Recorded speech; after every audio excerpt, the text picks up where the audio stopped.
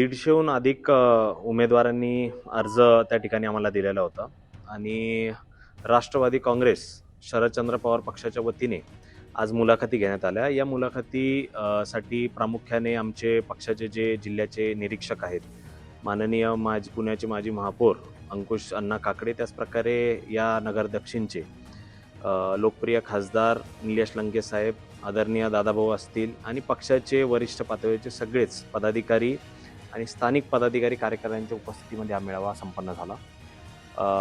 जवळजवळ 155 अर्ज आम्हाला प्राप्त झालेले आहेत आणि याच्यामध्ये ह्या मुलाखती संपन्न झाल्या आणि लवकरच आता अवघ्या काही दिवसावर ही महानगरपालिकेची निवडणूक होणार आहे आणि निश्चित प्रकारे याच्या माध्यमातून अतिशय एकदम सुशिक्षित, साधे आणि त्याचप्रकारे ह्या सगळ्या नगर शहरामध्ये हे जे गुंडशाहीचे जे वातावरण आहे, खऱ्या अर्थाने एक विकास भासवला जातो, परंतु तो विकास उपनगरमध्ये असेल, केडगावमध्ये असेल, मध्य शहरामध्ये असेल, हे झालेलं आपण बघितलेलं नाही. याच्यामधून आज खड्ड्यांमधून प्रत्येक नागरिकाला जावं लागतंय. तुम्ही सावेडी उपनगरच्या नागरिकांना विचारलं पाहिजे. एक ठराविक भाग असा दाखवला जातो, दर्शवला जातो की इथं खूप मोठ्या प्रमाणात विकास झालाय, परंतु सगळ्याच प्रभागात तो विकास काय झालेला नाही. आज मोठ्या प्रमाणात भ्रष्टाचाराच्या विरोधात आमचे उमेदवार लढणार आहेत. खऱ्या अर्थाने या महानगरपालिकेमध्ये अनेक असे अधिकारी आहेत जे निलंबित झाले भ्रष्टाचारामुळे, परंतु यांच्या भ्रष्टाचारामागं हे मलाई खाणारे कोण होते, तर हे निश्चित प्रकारे हे जनता निश्चित प्रकारे याच्या माध्यमातून आमच्या उमेदवारांना ही साथ मिळत आहेत. एक चांगल्या पद्धतीने या सगळ्याच उमेदवारांची ताकद आमच्या आघाडीची दिसून येणार आहे आणि याच्या माध्यमातून आता लवकरच आम्ही निवडणुकीला सामोरे जाऊ. आज राज्यात नगर परिषद नगरपालिकेचा जो निकाल लागला आहे, निकाल पाहता शरद पवार काँग्रेस पक्ष आहे एकदम पाठीमागे दिसतो, त्यांची साथच नाही. याच्यामध्ये असं आहे, आता सगळीकडूनच आपण जर बघितलं तर महायुतीमध्ये कशा प्रकारे आरोप प्रत्यारोप होत आहेत. आज सगळ्यात मोठं उदाहरण जर घ्यायचं तर ते देश पातळीवर जो महत्त्वाचा मुद्दा जो गाजलेला आहे, तो त्याच्यामध्ये एल्फिस्टन ज्या फाईल्स आहेत त्याच्यामध्ये जर मोठे मोठे महायुतीतले भाजपमधले खासदार काही दोषी पकडले जातात, अशामध्ये त्या फाईल्सच्या माध्यमातून हे आरोप केले जातात आहेत. महायुती सरकारमधलेच माणिकराव कोकाटे असतील, यांचे या ठिकाणी हे मंत्री यांना राजीनामा द्यावा लागला, यांच्यावर कारवाई होण्यात आली.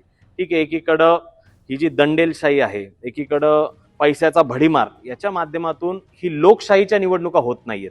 त्याच्यामुळे आज जरी त्यांना विजय मिळालेला आहे, परंतु ज्या पारदर्शक निवडणुकांची भाषा भारतीय जनता पार्टी असेल, एकनाथ शिंदे असेल किंवा अजित पवार गटाची राष्ट्रवादी असेल, ह्या ज्या पारदर्शकपणे आम्ही कारभार करतो, हा पारदर्शक नव्हे. याच्यामध्ये निवडणूक यंत्रणा असेल, पोलीस प्रशासन असेल, आत्ताच तुम्हाला खासदार साहेबांनी देखील आमच्या लंके साहेबांनी सांगितलं, काही ठिकाणी रिव्हॉल्वर काढण्यात आल्या. अशा ठिकाणी काही ठिकाणी तर आम्ही बघितलं, एक कुठल्या तरी पक्षाचा महायुतीतला एक कार्यकर्ता त्या ठिकाणी ईव्हीएम मशीन पळून घेऊन जातोय. त्याच्यामध्ये फक्त त्याचा आय कार्ड ते पण आपण बघितलं, त्याचा आय कार्ड असलेलं, पण ते आय कार्ड तो अधिकृत नव्हतं. अशा बऱ्याचशा गोष्टींनी यांनी जरी विजय मिळवलेला, तो लोकशाहीचा विजय नाहीये. कोणत्या प्रभागामध्ये जास्त उमेदवारांनी आता असं सगळीकडूनच आम्हाला चांगला प्रतिसाद मिळालेला आहे. आज जरी राष्ट्रवादी काँग्रेस पक्ष शरदचंद्र पवार असेल, त्याचप्रकारे काँग्रेस पक्ष असेल किंवा शिवसेना उभाटा पक्ष असेल आणि आमचे घटक पक्ष जे मित्र पक्ष आमच्या बरोबर वेळोवेळी राहिले, या सगळ्यांच्याच बाबतीमध्ये आम्ही जर बघितलं तर सगळ्यांच्या मुलाखती झालेल्या होत्या. आज आमच्या मुलाखतीमध्ये निश्चित प्रकारे ही गोष्ट जाणवली. लोकसभेमध्ये खासदार निलेश लंकेच्या बरोबरीला या दक्षिणेमध्ये हा अहिल्यानगर शहर मतदारसंघ देखील होतं.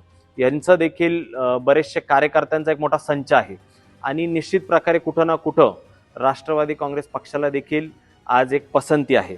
आम्ही प्रत्येक प्रभागांमध्ये आमच्याकडं तुल्यबळ असे उमेदवार मिळालेले आहेत, जे उमेदवार चांगली लढाई करू शकतात, जे कुठल्याही धमकीला किंवा दडपणाला बळी पडणारे नाही, असे प्रकारचे उमेदवार आज इथं आले होते. एक मोठा उत्साह होता, आनंद होता आणि ह्या मुळात ह्याच्या विळख्यात हे शहर आहे गुंडशाहीच्या, दडपशाहीच्या आणि खऱ्या अर्थाने लोकांचा जो आर्थिक, आज तुम्ही हे जे पार्किंगचे विषय असेल ज्याच्यामुळे त्रास आहे लोकांना, 800-850 रुपयाची पावती, कशा पद्धतीने आज मोकाट कुत्र्यांचा त्रास आहे, ह्या सगळ्या गोष्टीमध्ये किती मोठ्या प्रमाणात भ्रष्टाचार झालेला आहे आम्ही उघडकीस आणू.